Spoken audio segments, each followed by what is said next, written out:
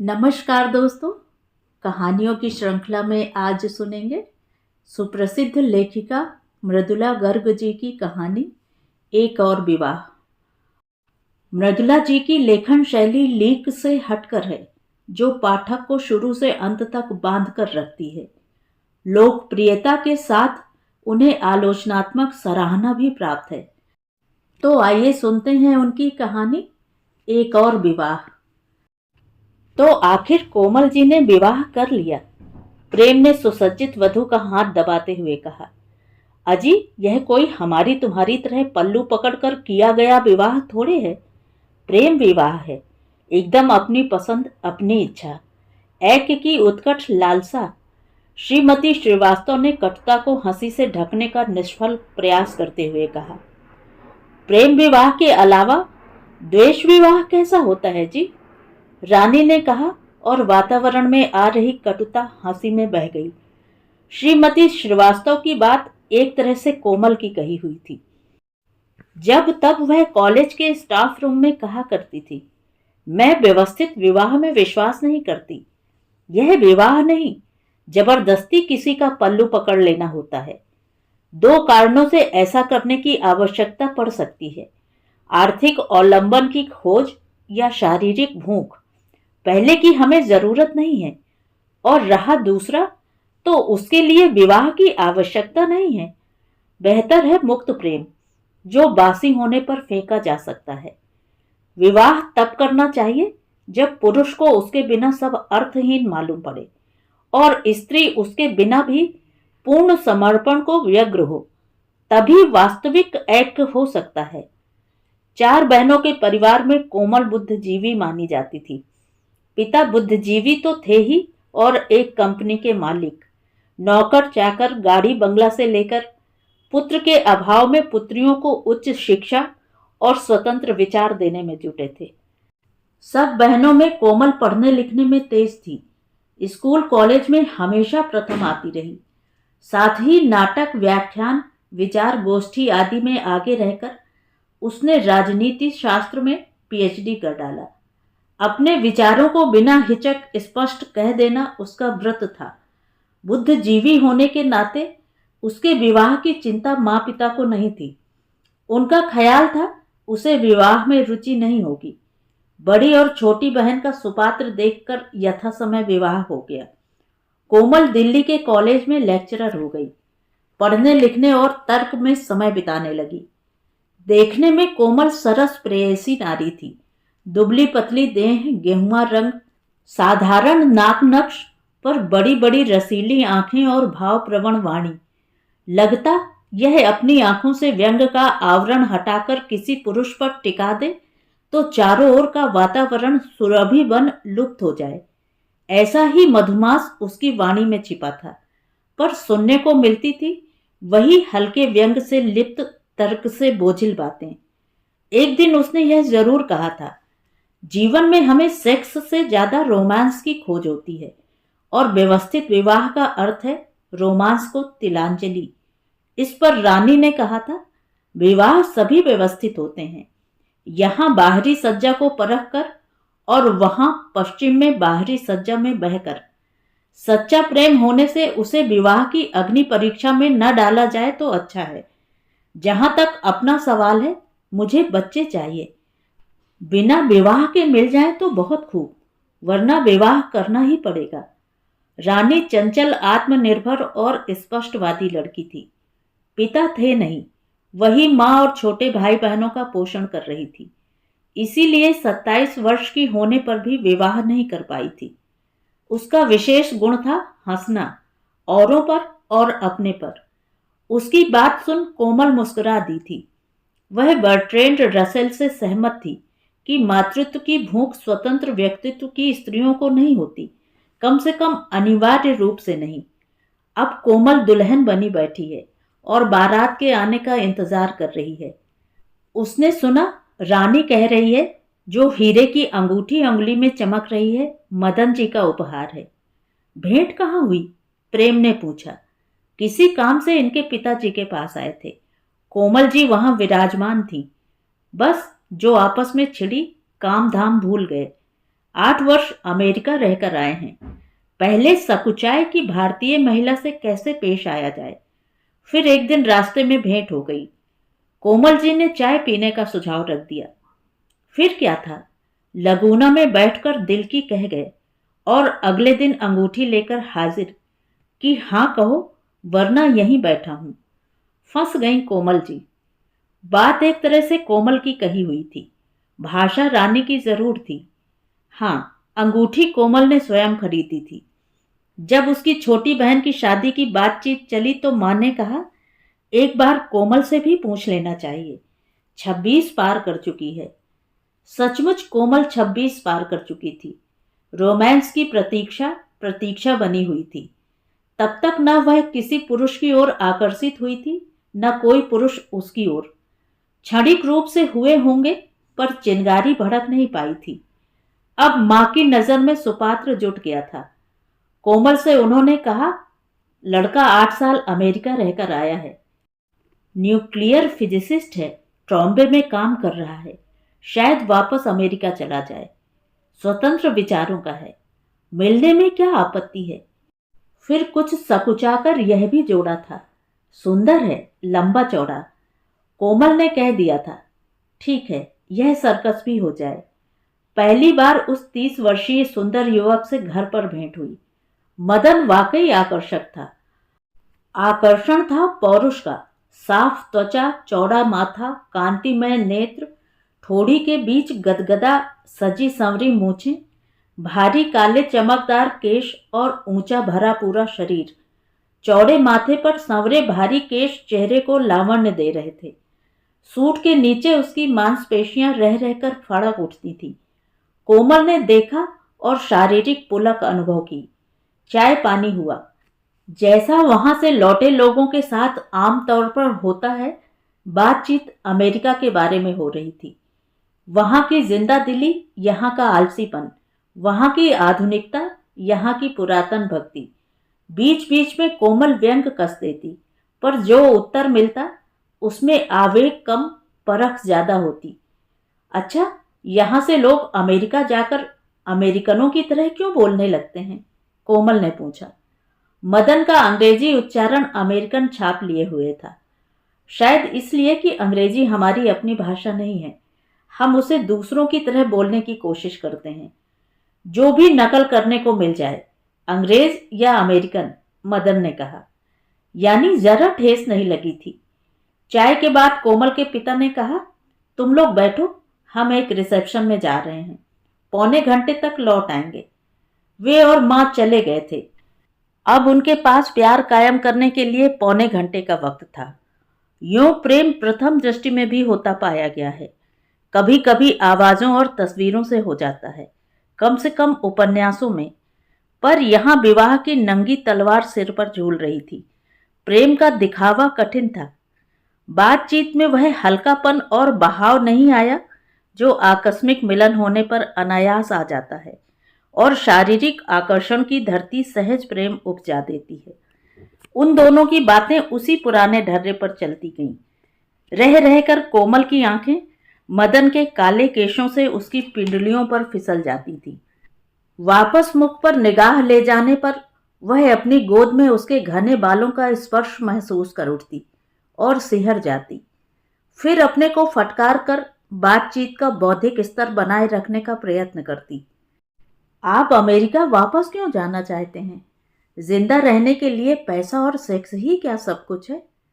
जिंदा रहने लायक यहां भी मिल जाता है, पर आपको कुछ अधिक चाहिए। वह मुस्कुरा कर रह गया। चलो, कम से कम दिखावा नहीं करता। फिर कोमल ने एक दिलचस्प किस्सा सुनाया। हमारी जान पहचान की एक लड़की हाल ही में अमेरिका से लौटी थी। उसके बच्चा होने वाला था, तो उसने अमेरिका में अपनी सहेली को लिखा वहां से चादरें वगैरह भेज दे, क्योंकि यहाँ ढंग का सामान नहीं मिलता। चादरें आई तो देखा खालिस बॉम्बे डाइंग की हैं। सहेली ने किसी पोर्ट से खरीदी थी। मदन हंस पड़ा। आप बहुत दिलचस्प बातें करती हैं। विदेशी चीजों से लगाव सचमुच हास्यास्पद है। मैं इसीलिए वहां से एक भी चीज नहीं लाया। दिलचस्प आप भी हैं, कोमल ने सोचा। पिता के लौटने पर मदन ने उनसे कहा, देखिए सर, मैं 8 साल अमेरिका में रहा हूं, इसलिए एक बार मिलकर शादी नहीं कर सकता। आपको कोई आपत्ति न हो तो मैं कोमल जी से एक बार और मिलना चाहूंगा, अकेले में, उत्तर कोमल ने दिया। मिस्टर मदन, मैं कभी अमेरिका नहीं गई, फिर भी आपसे अकेले मिलने में मुझे आपत्ति नहीं है। उसके जाने पर मां ने कोमल से पूछा, क्या ख्याल है? मौसम को देखते हुए मच्छर अच्छा है, कोमल ने कहा और हंस दी। दूसरी भेंट या कहना चाहिए इंटरव्यू लगूना रेस्तरां में हुई। मदन प्रश्न करता रहा, कोमल उत्तर देती रही। आपको अमेरिका जाने या रहने में आपत्ति है क्या? कल आपकी बातचीत से लगा, मदन ने कहा। मुझे कहीं भी जाने या रहने में आपत्ति नहीं है। वैसे जाना जरूरी नहीं है, आप जैसा चाहें वैसा ही करूंगी, बिल्कुल। विवाह के बाद आप काम करना चाहेंगी? किस किस्म का काम? मेरा मतलब नौकरी। पैसों के लिए या बिना पैसों के? क्या मतलब? बिना पैसे पाए नौकरी तो सभी विवाहित स्त्रियां करती हैं। मैं कहना चाहता था, मुझे कोई आपत्ति नहीं है। शुक्रिया। 1-1.5 घंटे बाद मदन ने कहा, ठीक है, आपको कष्ट दिया, क्षमा कीजिएगा। मैं आपके पिताजी से कह देता हूं, मुझे स्वीकार है। जी, क्या स्वीकार है? आप जानती तो हैं, कुछ सकुचाकर मदन ने कहा। मुझसे विवाह, यही ना? जी। क्यों स्वीकार है? जी, मुझसे विवाह क्यों कीजिएगा? पता तो चले। जी, आप सुंदर हैं, शिक्षित हैं, आधुनिक विचारों की हैं। पहली बार में ही आपके लिए मेरी राय ऊंची बनी थी। आप तो ऐसे कह रहे हैं जैसे मैं किसी कंपनी का शेयर हूं। बुरा मान गई। मैंने आपसे दोबारा मिलने के लिए आपका अपमान करने की गरज से नहीं कहा। सच मानिए, मैं आपसे विवाह करना चाहती हूं या नहीं, यह जानने की आप जरूरत नहीं समझते। आपके पिताजी कह चुके हैं, आपको कोई आपत्ति नहीं है। मदन ने कुछ दुखित स्वर में कहा। हो तो कहिए। आपत्ति तो बहुत है, उसने सोचा। मैं इस तरह 2 बार मिलकर किसी से विवाह नहीं कर सकती। विवाह इसलिए नहीं किया जाता कि पात्र में कोई खराबी नहीं है।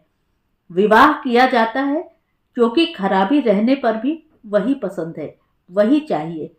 मन हुआ कह दे, अभी इरादा नहीं है। वह सचमुच आकृष्ट हुआ होगा तो कॉलेज में उससे मिलने की कोशिश करेगा, उसे मनाएगा। धीरे धीरे वह द्रवित होगी, अंत में हाँ कह देगी। आखेट की कल्पना से उसकी देह तन गई, फिर ढीली पड़ गई। आखेट था कहाँ? वे तो तराजू में तोल कर ले रहे थे। कहीं यह मौका भी निकल गया तो? छी, उसने अपने को दुत्कारा। यह बात नहीं है, मुझे मदन पसंद है। प्रेम की बातें बाद में हो सकती हैं, रोकने के बाद। संध्या का मंगेतर हर हफ्ते उसे डाक से फूल भेजा करता है, रोकने के बाद से ही तो। अगर मदन भी भेजे? सोचकर वह मुस्कुरा उठी। मदन ने कहा, जी, क्या सोचा आपने? वह हंस दी।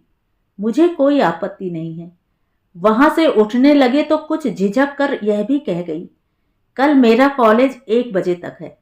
पर मदन शायद संकेत समझा नहीं, बोला, मुझे कल ट्रॉम्बे वापस पहुंचना है। अगले दिन कोमल ने हीरे की अंगूठी खरीदकर पहन ली और रानी को अपनी प्रेम कहानी सुना डाली। कैसे भेंट हुई, फिर प्रेम, और कैसे सगाई पक्की करते हुए मदन ने प्यार से अंगूठी उसे पहना दी। बारात आ गई, प्रेम ने चिल्लाकर कहा। सब औरतें उसके पास से उठकर बाहर भाग गईं। शहनाई और बैंड की मिलीजुली चीखों पुकार के बीच क्षण भर को कोमल अकेली रह गई। रोकने के बाद हुई मदन से मुलाकात उसकी आंखों के सामने घूम गई। अकेला पाकर मदन ने उसे बाहों में ले चूम लिया। प्रथम चुंबन। कई भाषाओं में पढ़े उपन्यासों और कहानियों के वर्णन कोमल की आंखों के सामने से निकल गए।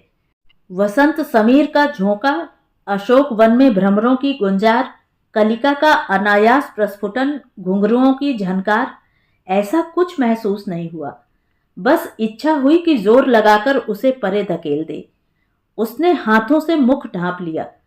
मदन आकर्षक है, उसे देखकर उसके स्पर्श की कल्पना मात्र से वह सिहर उठती है। फिर उसकी बाहों में ऐसा क्यों नहीं? इसलिए कि उस आकर्षण पुंज को दीप्त करने के लिए झंझा की आवश्यकता है, और झंझा है नहीं। सब कुछ लीक पर चल रहा है। रोकने के बाद आधुनिक लोग चुंबन लेते हैं, पर इस चुंबन ने उसके अंतर में नहीं झांका, उसकी विशिष्टताओं को नहीं परखा। वह एक प्रयोग था, पर ऐसा प्रयोग जो किसी अनिश्चित, अस्पष्ट पर मोहक अभियान की ओर पैर नहीं उठाता था। अब क्या होगा, यह प्रश्न उठता ही नहीं था। सब कुछ सुनिश्चित था। क्या हो गया? चुंबन ही तो लिया है। मदन ने उसे मुख ढांपे देखा तो कहा, सो अमेरिका में न जाने कितनी स्त्रियों को चूम चुके होंगे। कोमल ने अपने को संभाल कर उसे छेड़ा। हाँ, मदन ने सहज भाव से कहा, वहां चुंबन का कोई महत्व नहीं है, हाथ मिलाने जैसा है बस। हाँ, हम लोग इसे बहुत महत्व देते हैं। आप आधुनिक विचारों की हैं। ईर्ष्या तो नहीं होती ना? अजी नहीं, कोमल ने कहा। बेवकूफ आदमी, उन सब से मुझे क्या लेना देना? यह जो तुमने अभी मुझे चूमा था, वह भी यूं ही था। अगर कह देते कि उन सब का कोई महत्व नहीं था, पर यह तुम्हारे लिए प्रियतमा मेरा प्रेमोपहार है, तो मैं यत्न करके वसंत का आह्वान कर लेती। मदन कहता जा रहा था, अमेरिका में स्त्रियां कितनी जागरूक होती हैं, जीवन से उन्हें कितना प्रेम होता है, खुले हृदय से सबसे मिलती हैं। यहां बचपन से स्त्रियों को शिक्षा मिलती है लज्जा की। लज्जा ही स्त्रियों का आभूषण है। कोरी बकवास। सेक्स को इतना ढांप कर चलना है तो विवाह की चीखो पुकार क्यों? यहां जैसे गांव वाले को किसान कहलाने के लिए 1/4 बीघा जमीन काफी है, वैसे ही स्त्री को विवाहित कहलाने के लिए आंख मीचकर समर्पण कर देना काफी है। खैर छोड़िए, आप बुरा तो नहीं मानी ना? आपसे कह गया क्योंकि आप आधुनिक स्त्री हैं। उस दिन की पूरी बातचीत याद करके कोमल मन ही मन प्रार्थना कर उठी, आज रात मुझे कोई लज्जा न रहे। कहीं वह कह उठा, वाह लजाती क्यों हो, तो वह वाकई लज्जित हो जाएगी। और स्त्रियों की तरह कोमल को अपने मुख या देह के लावण्य पर गर्व नहीं है। शायद वह जानती भी नहीं कि वह सुंदर है या नहीं। गर्व है अपनी स्पष्टवादिता पर, अपने विचारों की स्वतंत्रता पर, अपनी आडंबरहीन आधुनिकता पर। आधुनिकता या व्यक्तिगत जागृति के नाम पर मदन जो उससे चाहता है, उसमें पूरा ना उतरना उसके आत्मगौरव को खलता है। कोमल ने बहुत प्रतीक्षा की थी। शायद किसी क्षण मदन कह बैठे, मुझे तुमसे प्रेम है। पर मदन स्पष्टवादी और सत्यवादी किस्म का जीव था, झूठ बोल नहीं पाया होगा। एक दिन इंडिया गेट पर घूमते घूमते लगा था, बस कहने वाला है। वह उसे अपने एक पुराने प्रेम अनुभव की कहानी सुना रहा था। अमेरिका में उसे एक स्त्री से प्रेम था, पर वह विवाहित थी और पति को त्यागने के लिए तैयार नहीं थी। बात खत्म करके उसने कहा, खैर अब तो बात बीत गई। मैं नहीं चाहता पति पत्नी के बीच कुछ गोपनीय रहे, इसलिए आपसे कहा। वह स्त्री अमेरिकन थी? कोमल ने पूछा। नहीं, भारतीय। मालूम नहीं क्यों इससे कोमल को अधिक दुख हुआ। एक ही स्त्री से प्रेम किया है आपने? उसने पूछा। हाँ। फिर किसी से नहीं? नहीं। उससे पहले भी नहीं, बाद में भी नहीं? नहीं। कोमल चुप हो गई। कितना प्रयत्न किया था उसने कि वह कह दे उसके बाद अब तुमसे किया है, पर उसने नहीं कहा। कोमल हाथ में वरमाला लिए दूल्हे के सामने खड़ी थी। तभी पीछे से किसी ने कहा, दूल्हा है सुंदर। कोमल मुस्कुरा दी। उसने अपनी नजरें मदन के चेहरे पर टिका दी। सचमुच किस कदर सुंदर है मेरा मदन। उसने आंखें बंद कर ली और मन ही मन दोहराया, मैं मदन से प्रेम करती हूँ, अतिशय प्रेम, अमर अटूट अखंड प्रेम। बार बार दोहराकर बुद्धि और आत्मबल के जोर से कोई भी बात सच की जा सकती है, ऐसा सभी बुद्धिजीवियों का विश्वास होता है। फेरों पर जाने से पहले रानी उसका श्रृंगार दोबारा संवार गई। बस 20 बरस, उसने कहा। क्या? कोमल ने पूछा। तुम्हारी उम्र इससे अधिक नहीं लग रही। विश्वास योग्य बात न होने पर भी सुनने में भला लगा। अग्नि के समक्ष बैठकर कोमल ने उन सब विचारों को झटके से अलग कर दिया। आंख के कोने से वह मदन को निरखती परखती रही। देखे उसके भारी काले केश, याद आई अपनी हथेली पर उसके स्पर्श की सिहरन, जो उस दिन चुंबन के समय क्षण भर को महसूस होकर लुप्त हो गई थी। देखे उसके होंठ, उसकी मूछें। कहीं पढ़ा था, इटली के लोग कहते हैं दाढ़ी के बिना चुंबन ऐसा है जैसे नमक के बिना अंडा। वह मुस्कुरा दी। और मूछों के रहते? याद नहीं आया कैसा लगा था उस दिन। शायद वह बहुत हकबका गई थी। अब की बार ठीक होगा। मदन हाथ बढ़ाकर आग में घी दे रहा था। सूट के नीचे उसके कंधे की मांसपेशियां तनी थीं। कोमल का मन हुआ छूकर देखे। उसकी आंखें फिसलकर उसकी पिंडलियों पर आ गईं। उसने अपने को नहीं फटकारा। यह पुरुष, यह आलोकित ज्योतिपुंज आज रात झंझा होगी ही। अच्छा हुआ उसने मदन से अपने प्रेम का औरों को विश्वास दिलाया और स्वयं भी विश्वास करने का प्रयत्न किया। आज उसका प्रयास सफल हो गया। उसने ढेर सारा घी आग में डाल दिया। लपटें भप से ऊपर उठ गईं। मदन चौंक कर पीछे हट गया। आज रात, कोमल सोचती गई, आज रात शारीरिक मिलन के बाद हृदय का मिलन। यही होता है मिलन की चाह में प्रेम या मिलन के बाद प्रेम। बस मुझे लज्जा न रहे। यह एक प्रयोग है, एक और प्रयोग। शुभ विवाह निर्विघ्न समाप्त हो गया। असंकुचित सुहाग रात भी बीत गई। पर जब अगली सुबह मदन ने कहा, वाह तुम तो अमेरिकन स्त्रियों को मात करती हो, तो कोमल को तनिक सुख नहीं मिला। प्रयोग बखूबी पूरा हुआ था। उस पर गर्व किया जा सकता था, परितोष की आशा नहीं। तो ये थी कहानी। कहानी आपको कैसी लगी कमेंट करके ज़रूर बताएं। और अगर मेरे द्वारा सुनाई हुई कहानियाँ आपको अच्छी लगती हैं तो मेरे चैनल को सब्सक्राइब ज़रूर करें, लाइक करें और अपने दोस्तों और परिचितों में शेयर भी करें। बेल आइकन दबाना बिल्कुल भी ना भूलें। धन्यवाद।